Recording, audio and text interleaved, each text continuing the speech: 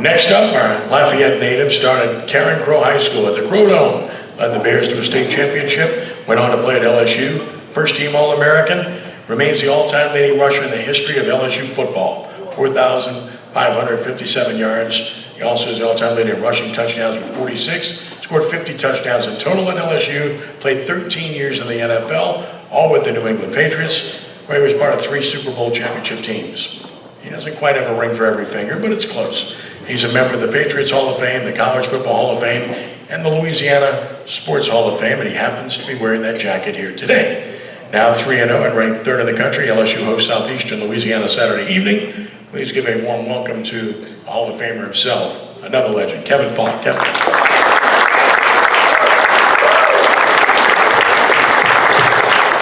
I'll tell you why I got the jacket on. I never wore it before, and I thought today would be a good time to wear it. And I wanted to see if it still fit. First off, it's always an honor to be here every year. Kind of speak a little bit about LSU football and how they're doing. But for me, most and foremost is the opportunity to listen to other speakers speak. That's how you learn. That's how you get through everything. From their speeches, learn little things that they say that you can go back and use on your own behalf. So for me, that's the number one thing. Back to the Tigers. It's kind of self-explanatory. What you're seeing on TV the past 3 weeks, that's who we are. Not who we want to be, but that's who we are right now. We have a defense that's flying around, that's going to the ball, taking the ball away from the offense, and they got depth. If you look on that defense, every series it looks like there's a different DB in the game. From number 10, from number 1 to 3, it's like, where do all these guys come from? Well, it goes back to when Baker first got here, Blake, defensive coordinator. And it's like any first-year head coach that comes in, you don't have your guys that you want. I guarantee you now, Blake Baker will tell you, I have my guys that he wants. Especially in the secondary with Corey Raymond, when he came back as well. They have their guys back there, and you see that in the depth. Linebacker position, how many weeks we gonna have? Man, this past weekend when Wick went out, it was like, okay, little brother coming in and he had the game of his life. I'm like, wow, he might even be better than his older brother. Then he gets hurt.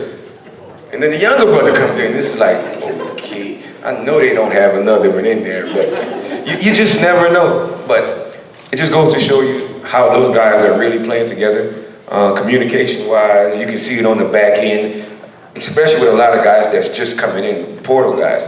The communication is very key for those guys defensively, but they are flying around. That first game of the season against Clemson, it kind of reminded me of the Honey Badger being back there, you know, that defense. The ball is always out, they're coming around, and then at the end of the game when we win, and all the fans, excluding me, jumping and screaming and hollering, we go on to the national championship. Well, and then you hear Blake Baker talk about, wait till they watch the film and they see how many mistakes we made as a defense. And I'm saying to myself, mistakes? What is he talking about? Then you go back and watch the film and you're like, okay, I see what he's talking about. But as a football coach, you're trying to warn your team without warning them and telling them, hey, look, later on down the line, Ole Miss, I might say, it's when you're going to be facing a team that where you know that their head coach, offensive coordinator, is going to attack every last weakness that you have. That's his job. That's what he does. So he wants to try to tidy up things, little things in our defense. And I think we've seen that Saturday night with those 5 turnovers. As a former player watching that, you can just tell that those guys study. The pick that the safety had, I seen it coming before it happened, and I'm like, wow, it's a pick. Sure enough, it happens. But like I say, it goes back to showing you the film study that those guys have. Offensively, the problems that we talked about going into the season, it's the problems that we have. Like my old coach said, if you go into the season, you have problems, pretty sure you're going to have those problems into the season. And that's what we have right now. And it doesn't help when one of your starting offensive linemen go down the first play of the game. Wow. We already thought that was a problem already, and when our starters going down, and it really showed a lot in that game, that Louisiana Tech game, because as a coach, you're not planning for that. You're planning for injury, but you're not planning for that first play. And secondly, what you're not planning for is you're not planning for the mental aspect of your players, how they're going to react once a guy goes down, because an important guy on your team that goes down, that affects everybody else on your football team.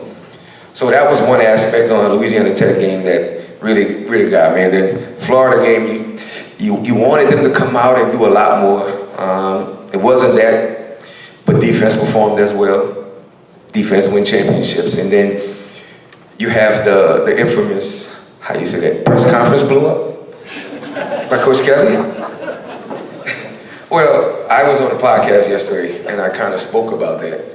And for me, that was just Coach defending his team. He probably got asked that question leaving the field, and then it was asked again, the very first question. And it's like I was telling some guys earlier, I don't think that would have been a problem if that question was asked like number 5 or number 10, but it was the very first question in the press conference. Now, for the reporter's sake, I understand him, because every last reporter in the room wanted to ask that question. So he wanted to be the first one to ask it.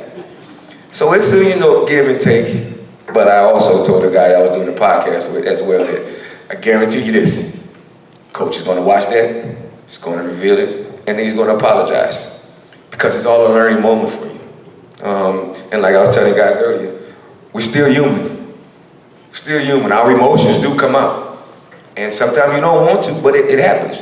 And like he said, I apologize, I'm sorry, but that's us.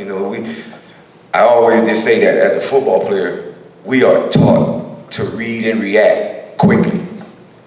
Once you're done playing, you just can't turn it off. It's not just something you can turn off like a switch. So that's one of those things that happens. But for the Tigers, got one more game before we get an SEC play as far as the thick of our schedule, as we say. This game is very important in the aspect for us being consistent. Defensively, we showed it the first 3 games, the first 3 weeks of the season. Offensively, we won. We showed that we can do a lot of special things offensively. But the last couple of weeks, we've kind of sputtered a little bit, so we need to get that consistency back from the coaching staff and the players as well. So with that being said, thanks again for having me. Always a pleasure. Go Tigers.